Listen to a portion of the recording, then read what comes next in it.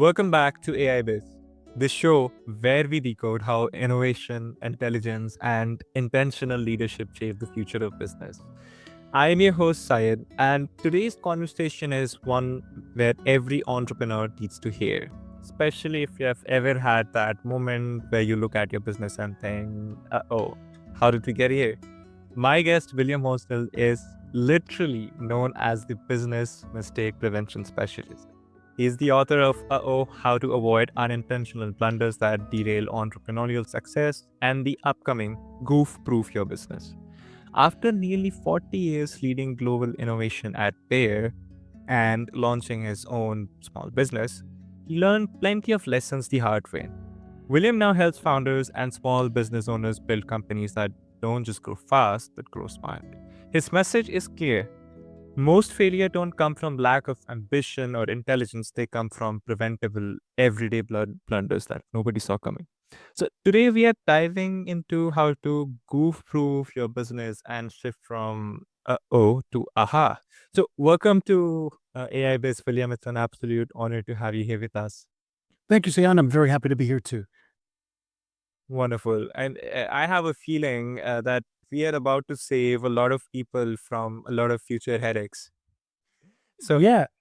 Can I begin by saying most entrepreneurs, whether or not they're using AI, are so focused on customers and success and cost of goods and margins, they don't stop and think about mistakes.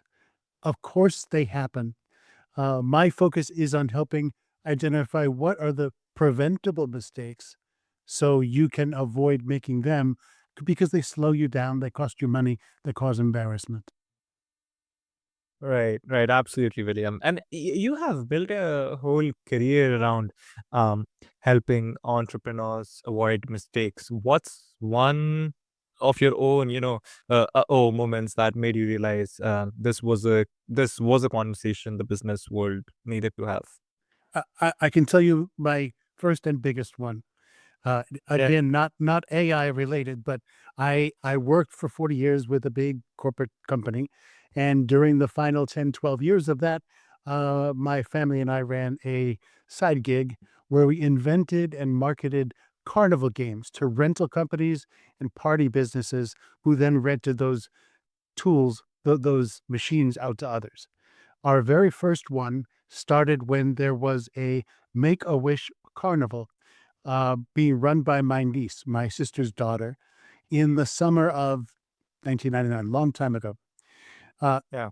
We were all asked to bring things that can help make the charity money, and my choice was to rent a dunk tank. A dunk tank is used in summertime when people throw a ball, hit a target, and somebody sits on a ledge, and then they fall into a big bucket of water. That day, Mhm. 2 weeks before, the rental company called me and said there was a drought in our area of the United States, and we are no longer allowed to rent items that require filling with 500 gallons of water. So we said, okay, we'll figure something out.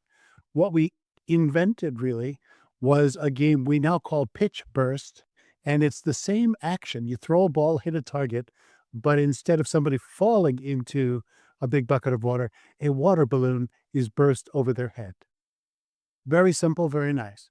We went to Home Depot and got a plywood sheet, and we cobbled it together using materials from a sporting goods store, and we played it that day at the carnival, and it was a big hit. People lined up around the block to play it. They made hundreds of dollars for the charity, and we said when we were done, that was wonderful. Then the next day, people began calling my phone and saying, how do I get that? Where can I buy one? How can I rent that? Because we loved it so much. Then my corporate brain started to think, and I said, we could probably turn this into a business. So we investigated and found that that had never been patented. So we filed for a patent. And when the patent was issued, we then applied to a bank and the Small Business Administration for a $100,000 loan to help us make 100 of these and do a lot of marketing to rental companies. We figured that's going to be the path to success. Well, we succeeded because in the first several months, we sold 60 of those 100 units and shipped them. during the cold winter. Then when the warmer weather came in the spring and early summer, those 60 units were rented out by my customers to their customers. And that's when we hit our first uh-oh. They called and they said that the parts were breaking, the logo panel was peeling off, the screws were coming loose. It was not working. So we immediately sent out spare parts and more parts, and then ultimately refunds.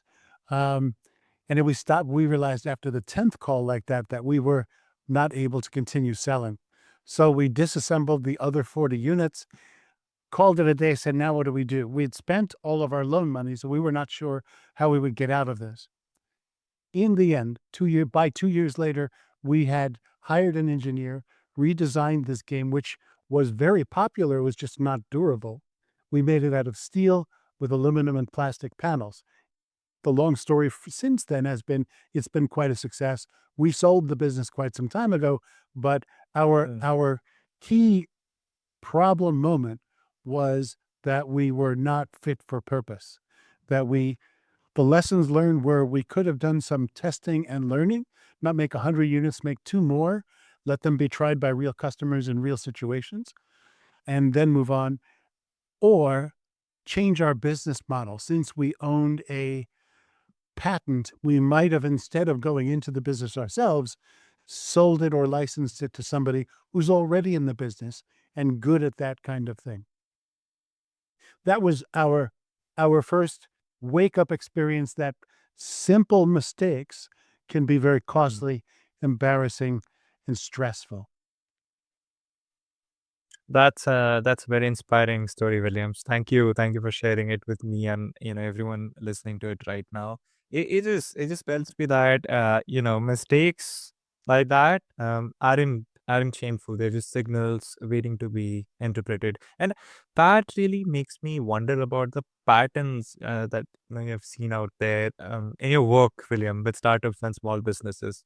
What are some of the most valuable mistakes you see founders making again and again? Is it the profit, or is it marketing, or is it just being narrow-minded about a particular vision, say?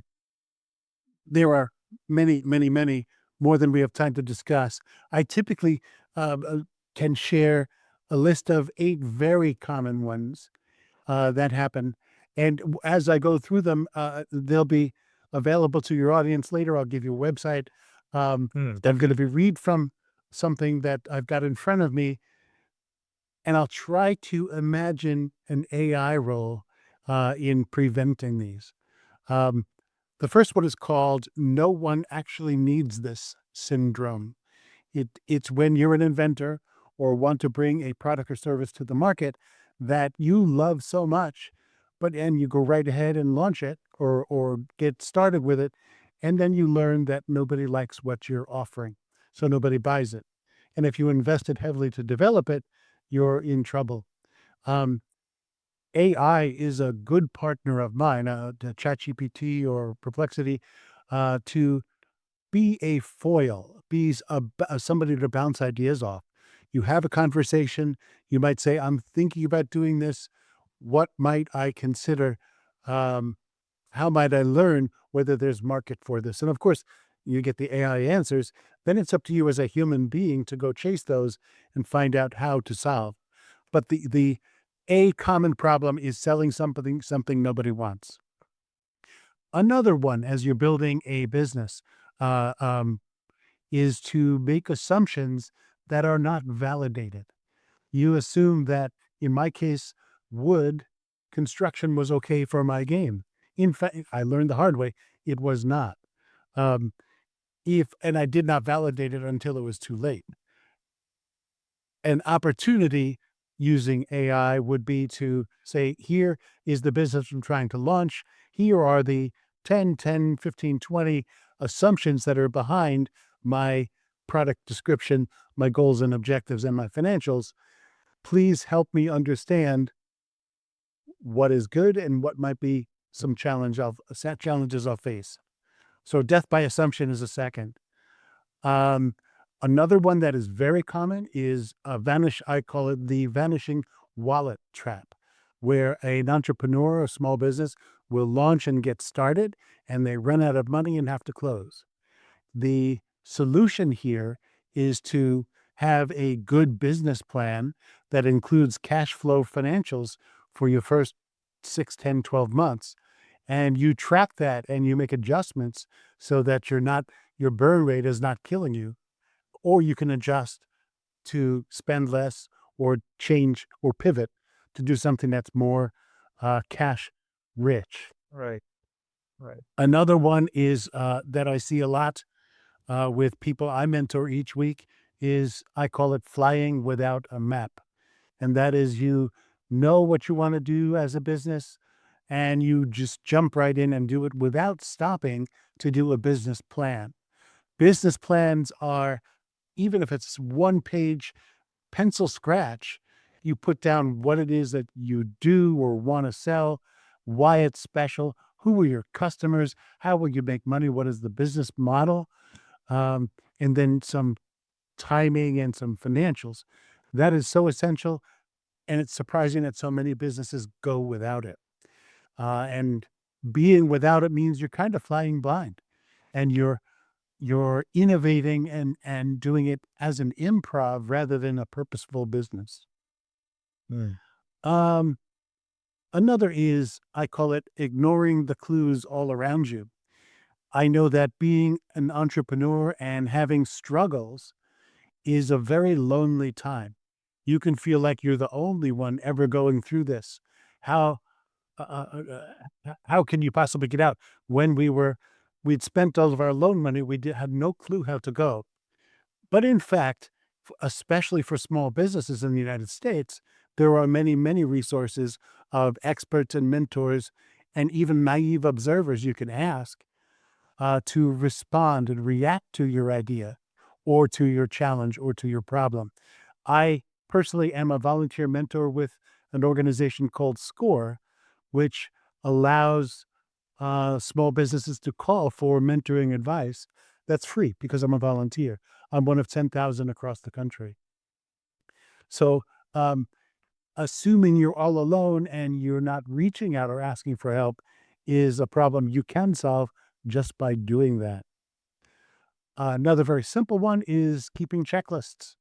When you have a small business that's beginning to scale and you have more people involved with the business you originated, unless you have your standards and protocols and procedures documented so they can easily follow, there's a lot of room for simple, preventable mistakes there.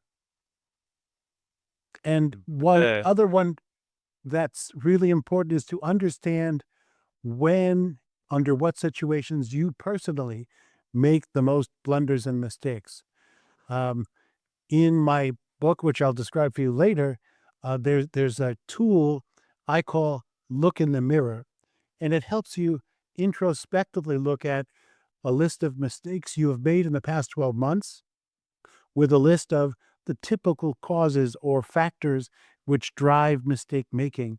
They're like stress, fatigue, distraction, faulty assumptions. There's about a dozen of them. And you look at your list and the list of causes, and you can draw circles and find where's the pattern. So for yourself, by yourself, you don't share this with others because it's embarrassing. You can make a realization that if I have important decisions to make and it's 4 o'clock in the morning, I should wait until I have a more rested brain.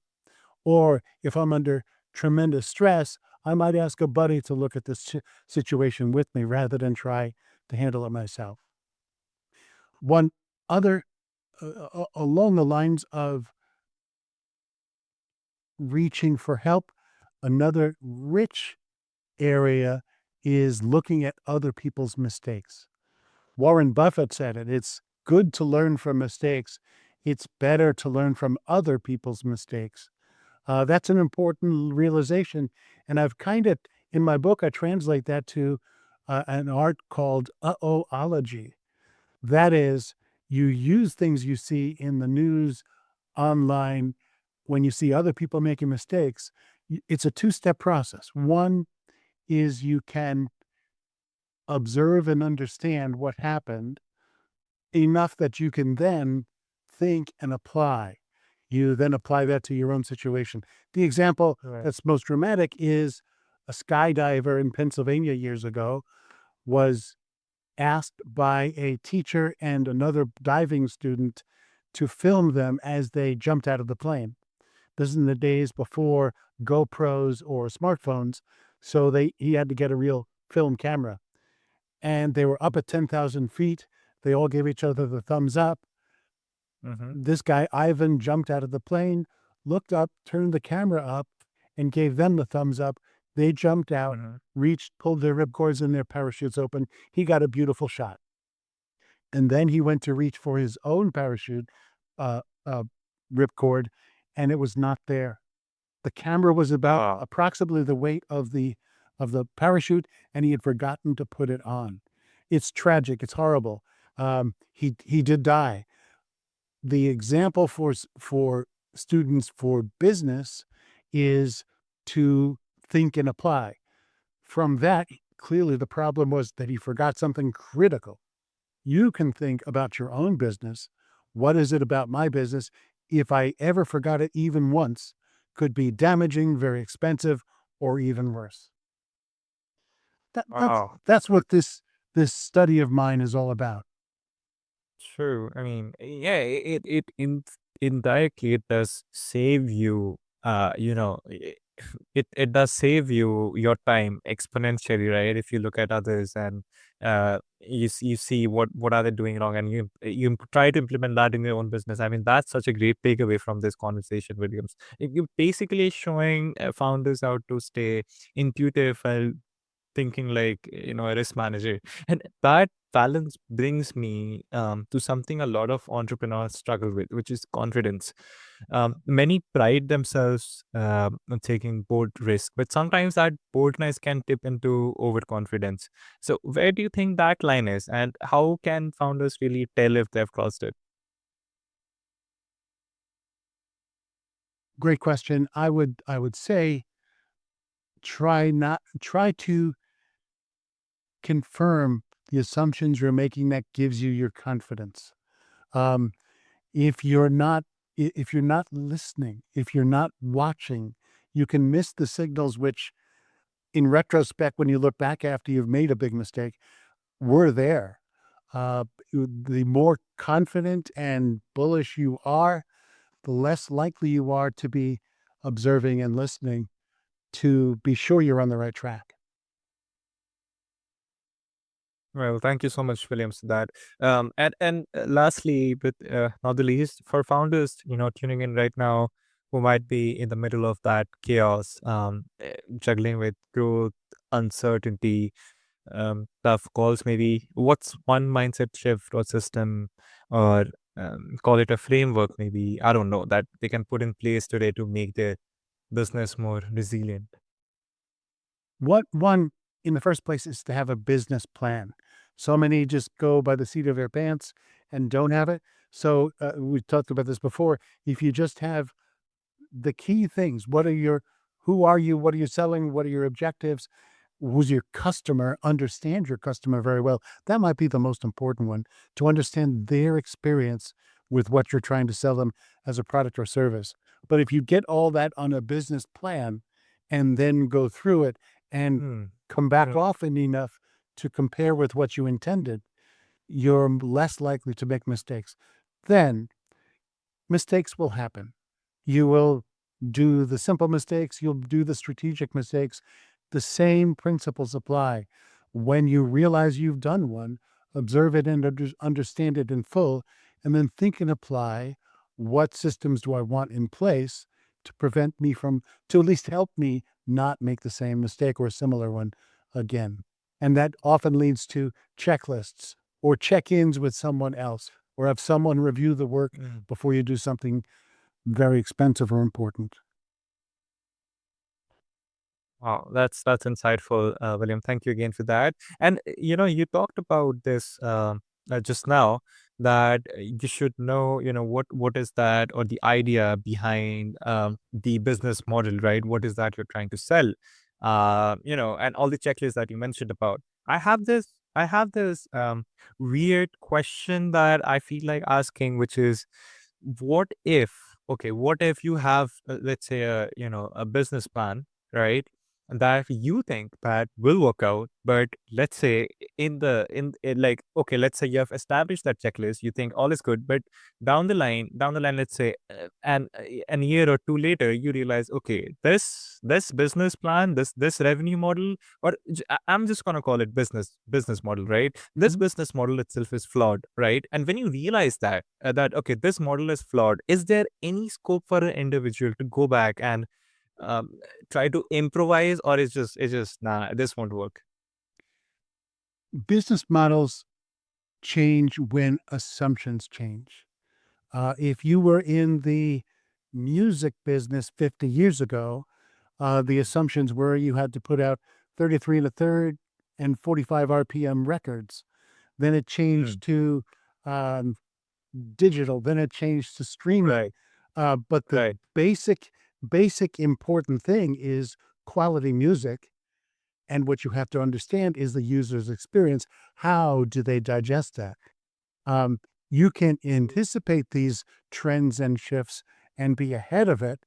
You can watch them as they happen so you can be aware when those changes are happening, or you can be behind it and just realize, oh, I missed it.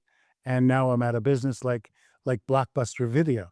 Um, it's a matter of being aware with your eyes and ears and strategically looking to see what others are doing so you can anticipate where those opportunities or those threats might be. And I know your audience are big time in AI use. It's one of my favorite Mm, ways to use ChatGPT in my case. I'll put in my plan, my business model, and I'll ask it to shoot holes in it. I'll ask it to I fed it in advance my the persona of my target customer. I have it mm, review any of my ideas from the viewpoint mm. of my target customers. It does not replace getting real human responses, but it can allow you to shape it so that when you do then either it's anecdotal market research or fuller studies to look at trends, to shape it so you're getting the most out of what you're asking. Absolutely, absolutely. I mean, AI tools do add a lot of value, whether that is, some kind of market research or whatever it is that you're trying to figure out for your business. Well, thank you so much for that, William. I really enjoyed this conversation with you. And just before we wrap things off, I just want to ask this on behalf of everyone tuning in right now. What's the best way to reach out to you? It's my name. It's William Holsten, HOLSTEN.com.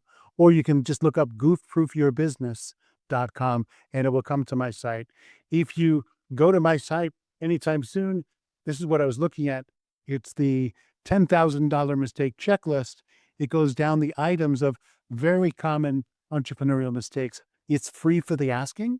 If you go to williamholsten.com and just click on the first thing on the landing page, send me the checklist. Oh, thank you so much, William. Dear listeners, I will have all the details in the show notes for you so you can check them out anytime you want at your own convenience. And with that comes an end to today's amazing conversation with William. And William, thank you so much for such a fun, insightful conversation. You have reminded us that mistakes aren't the enemy, but however, ignoring them is. You've shown us how a little more discipline, a few practical tools, and a healthy dose of humor can turn chaos into clarity and prevent those costly uh-oh moments before they ever happen. So for everyone listening, if you're serious about building a business that lasts, not just one that launches, do grab Williams's book Uh-oh and the Goof Proof Your Business when it drops. You can also connect with him through TD Pine Advisors and learn more about his mentoring work with Score. I am Syed, and this is AIBiz, reminding you that innovation isn't just about creating what's new, it's about protecting what you have built. Until next time, keep your fingers sharp, your decisions grounded, and your business